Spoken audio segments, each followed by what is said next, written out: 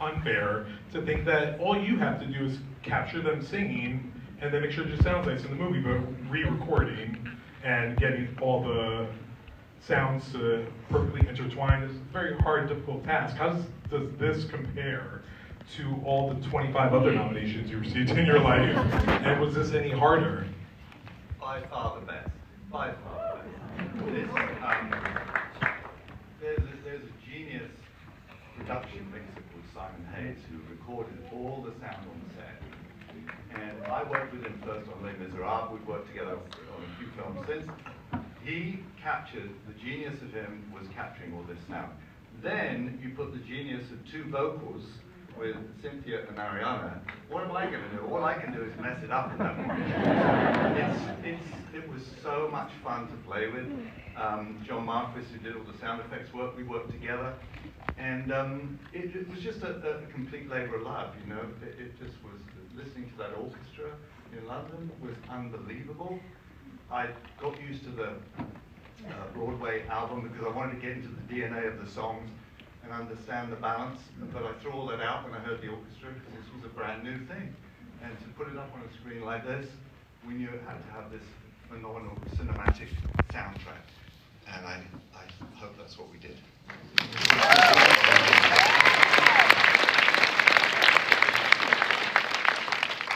Nathan, I believe you told me you used a time machine to go back to 1939 and create some of the sets, you know, really getting a good idea. And it would have been easy just to copy kind of Wizard of Oz and try to recreate it in this time, but this is bold, sets are beautiful, and it builds a nice world for our ladies to run around in, and Jonathan Bailey too.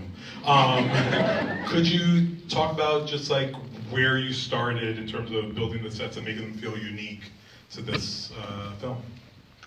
Well, where do you start with this? You start with Wicked, you start with The Wizard of Oz, and I think you start with sort of trying to capture the nostalgia of both of those and trying to find that in the design. I mean, we start with John Chu, who is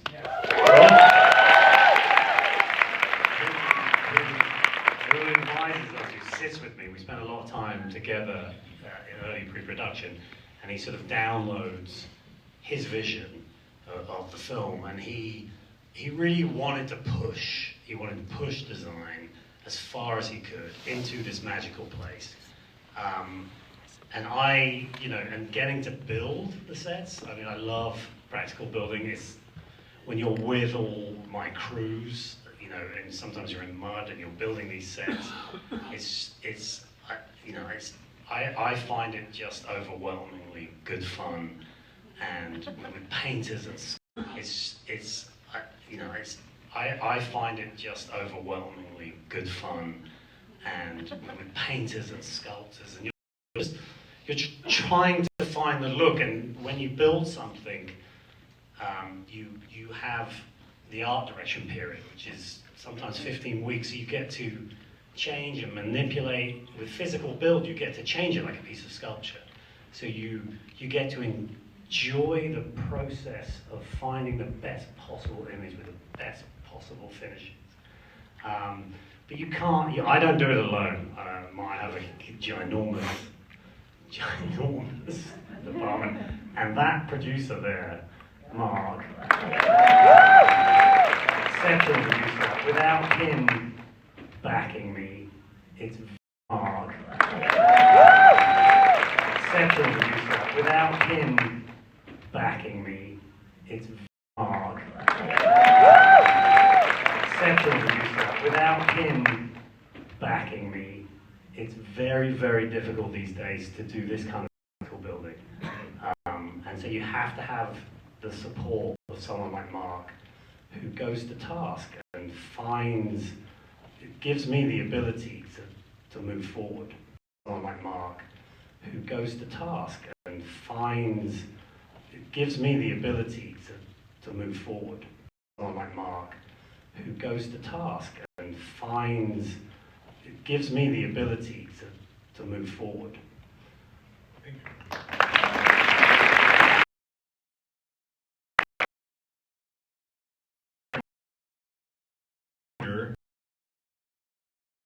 nominated at the forward. Thank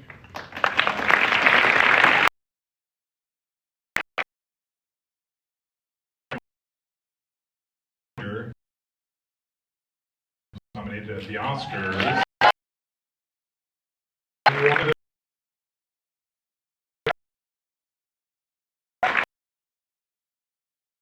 Oscars.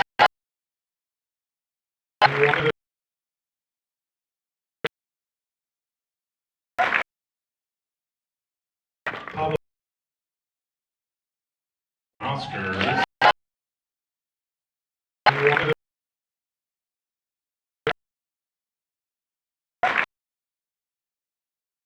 Pablo. Oscars.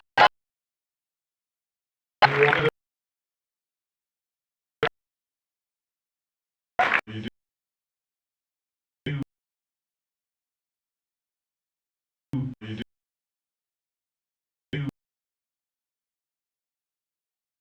build, how do you make that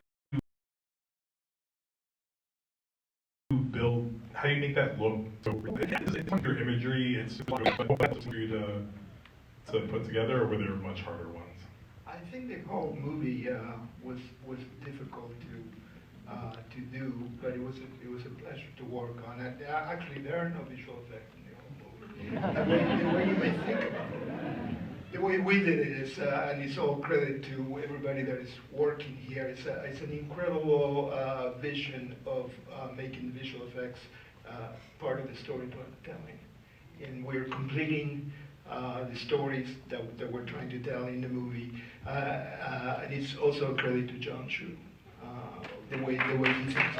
So they're trying to tell in the movie, and it's also a credit to John Chu, the way he thinks.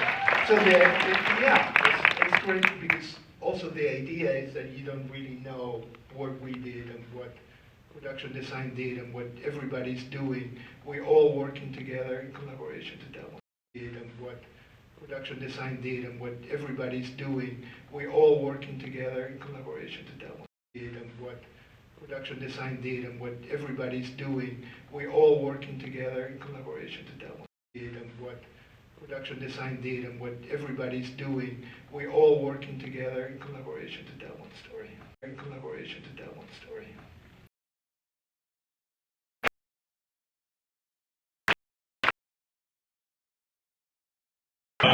John Powell, did you... In collaboration to tell one story.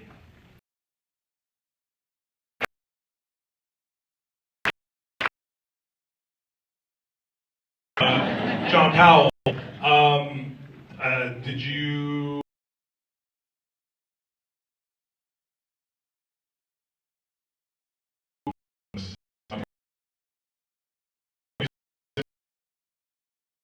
Where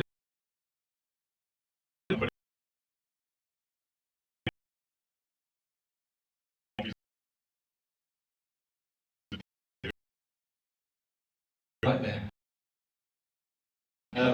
I didn't know the show, didn't know any of the music. Only when I got the gig, I said to Holly, who's out there somewhere, I said, should I do this thing called Wicked? And her face just went crazy. And I thought, this could be significant. So I didn't know anything about it, and I saw the films without anything other than the songs. The only thing I saw was just no music, no music. And as soon as somebody started singing, then I heard that. But other than that, I heard everything dry. And it just was a very affecting film like that. Even, you know, for me, I was imagining other things in there, but it was very affecting. It was very hard. The relationship between the fans and the actual material. I've never worked on anything that's been so sort of touchy thing. Thankfully, I think we got it right, but only just I could have really ballsed it up.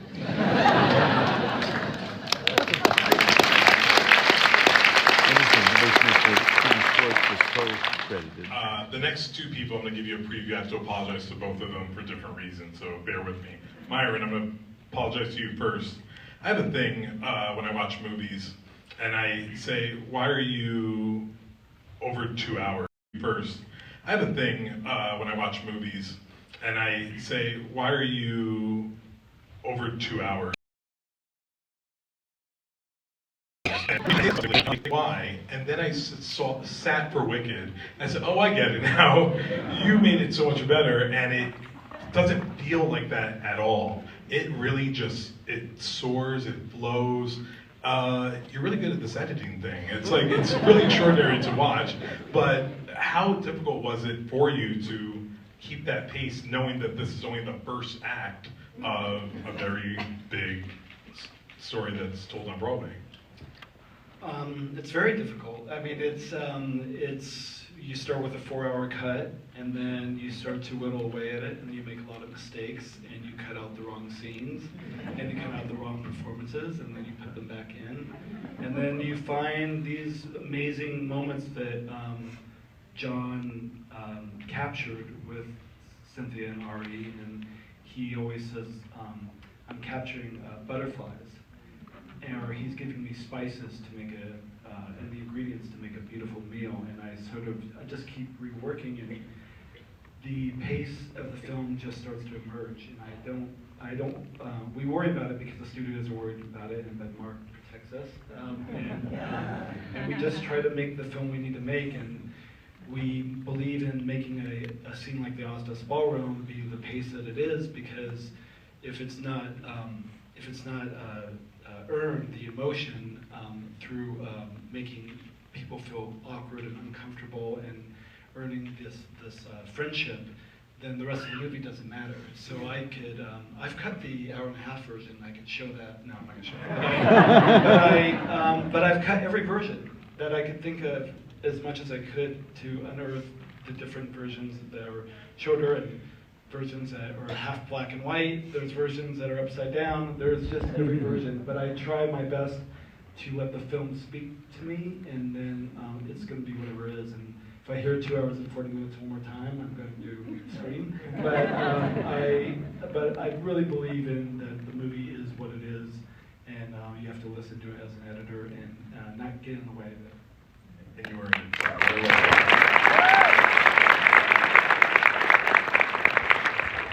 Marc, here's your apology. I'm a wicked head. I call myself a wicked head. And Cynthia and Ari have heard me say this before. I'm a wicked head. I call myself a wicked head. And Cynthia and Ari have heard me say this before. I saw Adina and Kristen Chenoweth. And Cynthia and Ari have heard me say this before. I saw Adina and Kristen Chenoweth on Broadway. I know what we're all gonna like it, some of us. Marc, when I heard this movie was being made, I was like, no. I was like vehemently no.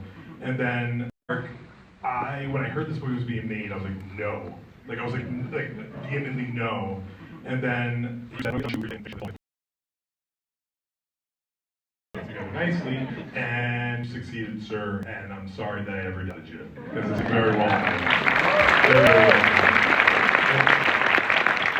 One fun fact, I can be wrong sometimes, but as a producer, you produce a lot of great stuff, and one fun fact, I can be wrong sometimes, but as a producer, you produce a lot of great stuff, and this, by far, has one of the greatest undertakings you've ever tackled. Is that accurate? Well, certainly the most personal. I mean, all my films feel personal to me, and the stories I tell because I want to tell, but this is so part of me, having original. I mean, all my films feel personal to me, and the stories I tell because I want to tell, but this is so part of me, having personal to me, and the stories I tell because I want to tell, but this is so part of me, having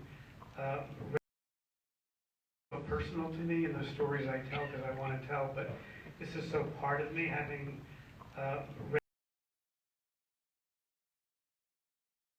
personal to me, and the stories I tell because I want to tell, but this is so part of me, having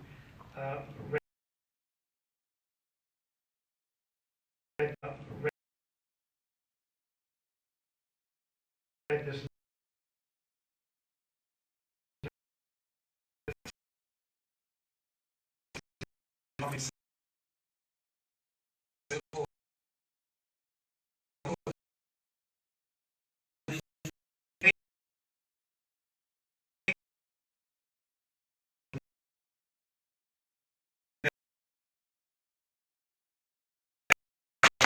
for a number of reasons. One, mostly because I didn't want to screw it up, and I felt pressure on myself. Time for a number of reasons. One, mostly because I didn't want to screw it up, and I felt pressure on myself. And loved these characters, have meant so much to them in the story, and so the bar was very high for me. And part of me was insecure, and I wanted to acquire all the skill as a producer and have the vision in my head of what it could be and what I wanted to be and all the resources I wanted to do it. So I waited for the right time. Those were all the things I knew why I was waiting. What I didn't know that I was waiting for was, first of all, for the stars and the rainbows to align, that John Chu would be available and raise his hand, and he and I would connect in that way. And I didn't know that I was waiting for these two women who are the only ones who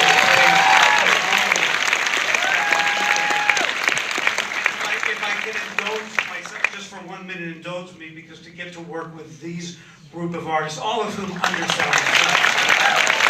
I mean, the sonic narrative that Andy created in that mix is extraordinary, and the world that Nathan created that transported all of us to Oz is extraordinary. And it's not just the train. Think about the character of Dr. Dillerman and Chistry, how we felt their feelings and what they. And it's not just the train. Think about the character of Dr. Dillerman and Chistry, how we felt their feelings and what they were thinking. That's this man. And to take a short story that's beloved and to write so much music, you're not even aware how much music is there, but all of us feel like it's all of the world of Wicked, and it moves us, is the testament to this man. And this guy, we think about the moments in the film that weren't scripted that way, where someone says, is it true you were her friend? And all of a sudden you're in this impression. About the moments in the film that weren't scripted that way, where someone says, is it true you were her friend? And all of a sudden you're in this impressionist, that weren't scripted that way, where someone says, is it true you were her friend? And all of a sudden you're in this impressionistic world of little images. That's brilliant editing. The music, this impressionistic world of little images. That's brilliant editing. The music. So I actually waited for all of these people. That's the truth.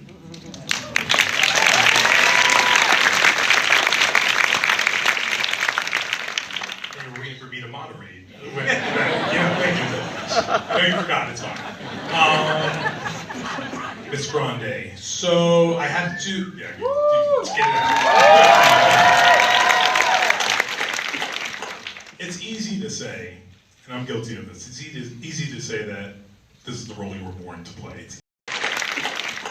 It's easy to say, and I'm guilty of this. It's easy to say that this is the role you were born to play. It's easy to say,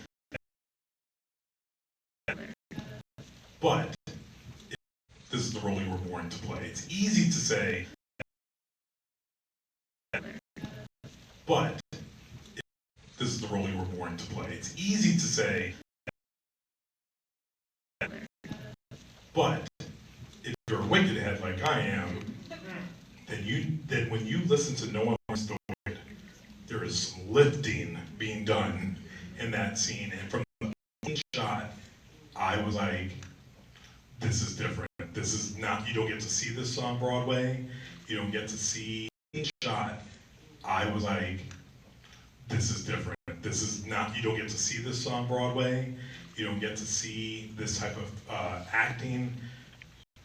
Aside from building your own bubble at home to really, learn how to do everything. How did you know? What did you do to prepare for Glinda, aside from being a little kid and watching Wicked and knowing you wanted to do it? Well, I've loved Wicked for 22 years. I got to see the original Broadway cast. I know what heaven looks like too. I've seen it. It's lovely. But there's a huge difference between being a fan of something and having to become it. Loving Wicked, loving the songs, and having to actually feel them, live them, and assign your own feelings to them and become them. So it's quite a journey, you know. I really wanted to get to know Glinda, your own feelings to them and become them. So it's quite a journey, you know. I really wanted to get to know Glinda beneath the comedy, because I'm a firm believer. So it's quite a journey, you know. I really wanted to get to know Glinda beneath the comedy, because I'm a firm believer. So it's quite a journey, you know. I really wanted to get to know Glinda beneath the comedy, because I'm a firm believer, and it has a lot attached to it. You know, there's sadness, of course, there's disappointment, because I think a part of Glinda really wishes she could have stayed, even though I support her in Defying Gravity. When she flies away on the broom, it's like, I tie the cape on her because I love her and I accept her, and that's my way of saying I love you. You know, you've got this. But there's disappointment that she didn't say, that she didn't stay. There's also guilt, because I feel complicit in the fact that this character, this wicked, that she didn't say, that she didn't stay. There's also guilt, because I feel complicit in the fact that this character, this Wicked Witch of the West, has become what it is. There's also guilt, because I feel complicit in the fact that this character, this Wicked Witch of the West, has become what it is. There's also guilt, because I feel complicit in the fact that this character, this Wicked Witch of the West, has become what it is. The human element of wickedness was thrust upon her. It did happen to her. She can't really fully let them in, so it's finding that balance. How I wish I could be honest with them, and how can I let them in just enough so that they could consider that she was good and this happened to her, and she was a product of what happened. And I don't know, it's just sort of really living as these women and finding all of those feelings and then kind of smiling through it and figuring it out. And then, you know, the high E's and whatever, you have to not think about that part so that you can just be thinking about what's happening. What was the question? I've been here, how long was it? Preparation. 7 minutes. So, oh yeah, so that. Yeah.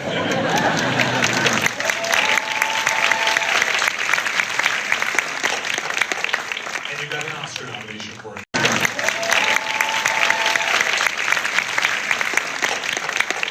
And you got an Oscar nomination for it, so well. And you got an Oscar nomination for it, so well.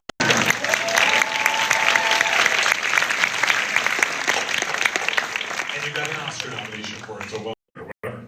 I watched the Ozdust ballroom scene, and no words were needed. Just single teardrop falling from your face with this pain and agony mirrored with this yearn for acceptance.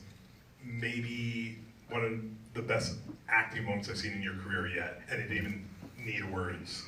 And then we get to Defying Gravity, and you were like, I'll do this is easy. I'll sing a little song. The journey from Ozdust Ballroom to Defying Gravity is one that is very enjoyable, and it really does take off for you. Was it as easy as you made it look? Because it looks like you can just sing anything. You're like, kind of, you should do this too.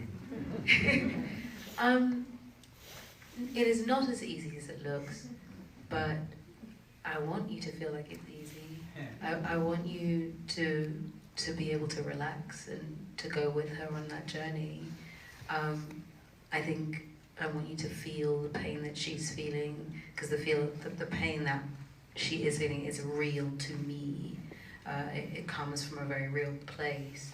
And the singing, it takes time. And what Madam here didn't tell you is that she also trained for many months to become a coloratura soprano, which just in case you don't know, they sound like very strange words, but a coloratura soprano is a soprano who has a mastery over one's voice. That means you can play with it the same way you would play with it if you do R&B. So all of those trills and turns and all those things that you can do when you're singing pop music, you can still do when you're in an opera voice, so singing a high E. So the training we both had to do on our voices in order to make those sounds took time for both voice and body. it isn't easy to sing in a harness up in the air when you have the ground underneath you. It isn't. Boy, is it good. But it's... But oh my God, thank you. Sorry. But it's fun as hell, I can say that.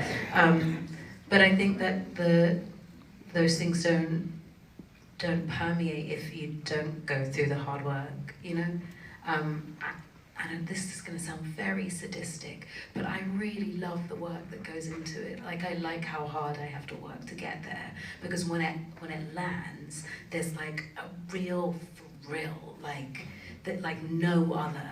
There is nothing like being able to do a friggin' loop-de-loop in the air and still be able to land and sing the end of Defying Gravity. There's nothing like it. And so I know it isn't easy, but I wanted to be, and I really loved being able to do that work to get to the end of this. And these women deserve work. The women that we play deserve our all.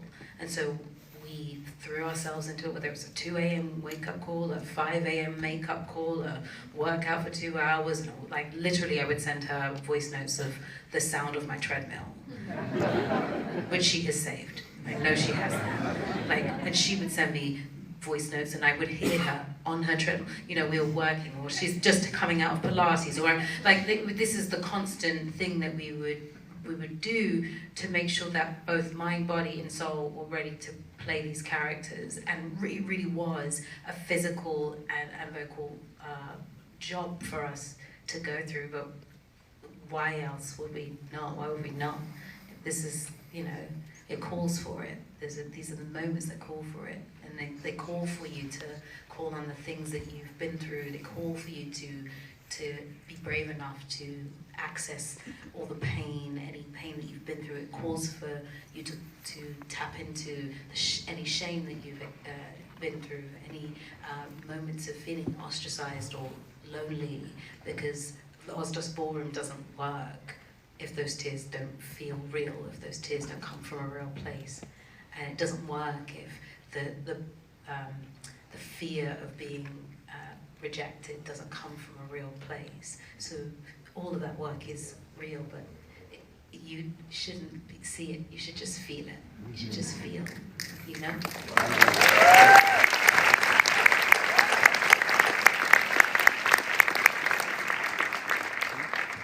So go train, do some notes, and that's it. I have one last question, and whoever wants to take this. Last Friday, John M. Chu won Best Director at the Great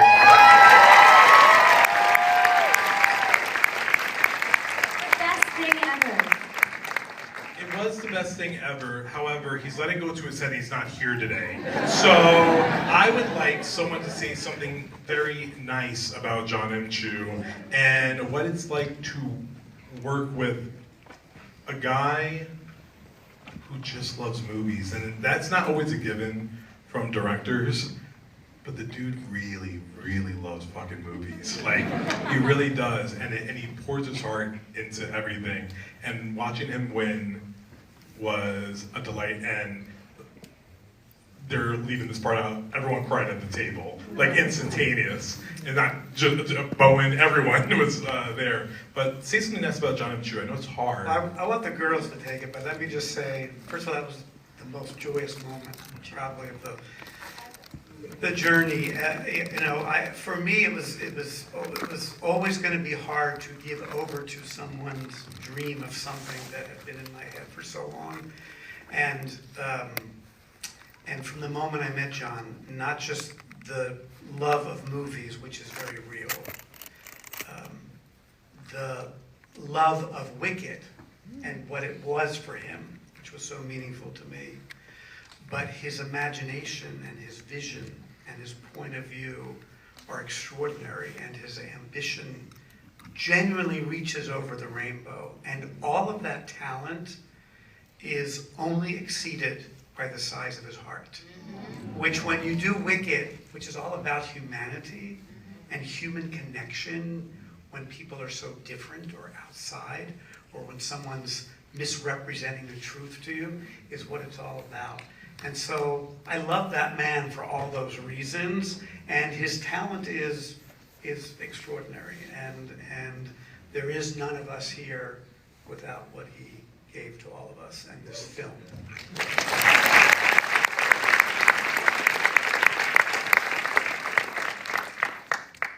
I mean, just to add on, I mean, the size of his heart, the way he is, but the way he leads a set, I feel like he's the only person in the entire world that could have made something of this scale feel like we were all little students making a student film together. Like, it felt like we were just making something quiet and tiny and intimate and safe and warm, and he treats every single person he encounters with such respect and patience and care, and the same thoughtfulness that you feel woven throughout every single frame of this film. That's how he thinks about people. That's how he treats his crew. He creates the warmest set and most incredible environment. It's like we shot 160 days and we rehearsed for 3 months before, right? And Yes. I you know, there We were shut down for a strike in the middle. Yes. Yep.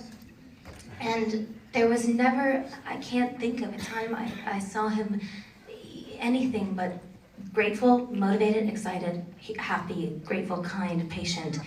And it's just, he reminds me of my grandfather in that way, actually. Which, I mean, he was the best person in the world, but just that respect and kindness. Love him so much, sorry. Yeah. And also, just the hardest worker and the best at what he does, yeah. Tell you something. I just have to be really, really real with you all. There is not a man in the world who can balance what it is to be a kind human being with being a kind director. Two very different things. Because your director needs to get this piece done. We need to get work done, right? But when you can be on a set, still feel like you are deeply seen and appreciated and loved whilst you're doing this work, when you can come off set and still feel seen, appreciated, and loved, that is an impossible bridge to cross. I remember when we were on the set, I was so ill, I think it was like a week or something, and I got to my house and there was a Tupperware box of soup that he had made. And it wasn't just any soup. I remember it was Tom Yum soup without onion or garlic. And I say that onion and because garlic. I hate onion and garlic. Hate! Understand? Can I tell So it wasn't, huh? You have to tell them the Defying Gravity story. We will tell. And I say this, and I know it sounds hilarious, but I say this because that man thought enough of me to make something that he knew I could actually eat when I was ill. And then I got to set, and the place was provided for me to be able to get in a harness and sing Defying Gravity. And at no point did I ever feel like I was on that set alone, that I was flying alone. It felt like he was flying right beside me every single time. He will hype you up like he's like your best friend. Like he is the only person in the room, and if you get it wrong, it doesn't matter because we're all just playing. We're just having fun. But still, them shots will be done by the end of the day. And you will not regret anything you have done. And you will go home feeling you have achieved the biggest things and be ready to come back the next day. It's really hard to do a movie like this. And I don't know if anyone realizes that thing is massive. Do you know how like, this could have been bad. Let's be real, let's be real. Let's be real. This could have been bad. And we're all sitting watching this because we love it. And do you know why? Because John M. Chu put his stamp on it because he loves it just as much as we do. The reason we're sitting here, the reason we're all here, the reason why we are here is because that man was at the top of the hill making sure that everyone was safe enough to come up the hill with him. That's why.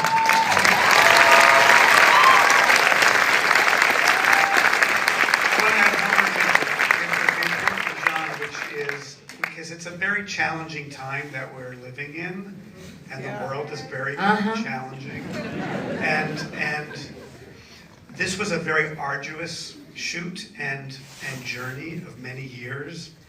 And what I want to say about John is that every day he brought joy to the journey. And it's important to him, which is why I wanted to say it, that the film, which deals with, it's very entertaining and makes us laugh, but makes us cry, and also makes us think about things. Like if you make it discouraging enough, you can keep anyone silent. Lines that, really have relevance today. It was important to John that the joy that he found every day, he would come on the set and go, today we get to do Popular. Can you believe that we're doing Popular today? It's going to be so great. That joy he wanted to infuse in every frame, so that when you experience the film, with all the tears and everything else, you feel the joy in every single frame. So I wanted to say that on his behalf.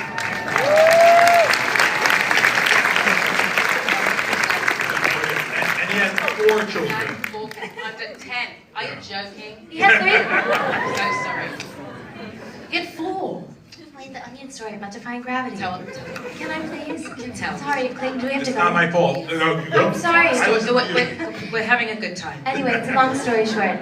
We're filming Defying Gravity, and it's the part where we're about to sing. Defying gravity.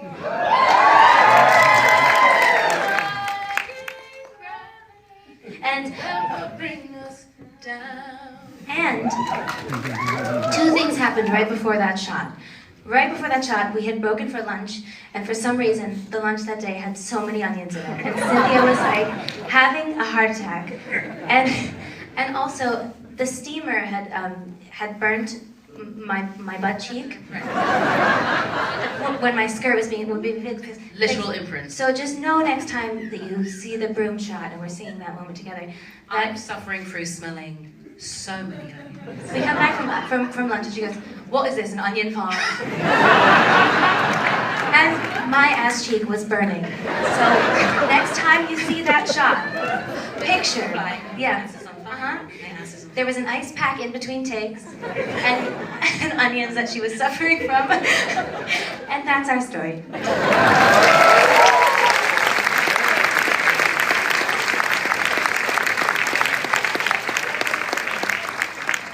So if you look under your seat, there's soup under your seat. Yeah. We're going to play Wicked for Good right now. No, I'm so mean. Even So, I wish. Are we doing that right now? Myron was like, I didn't cut that. I don't know what you're talking about. Listen, all you talented 46 nominations, all between you all people. You did a good job. We look forward to the sequel, the completion of the story, and we look forward to some good news over the next few weeks at several award shows. So, one last time.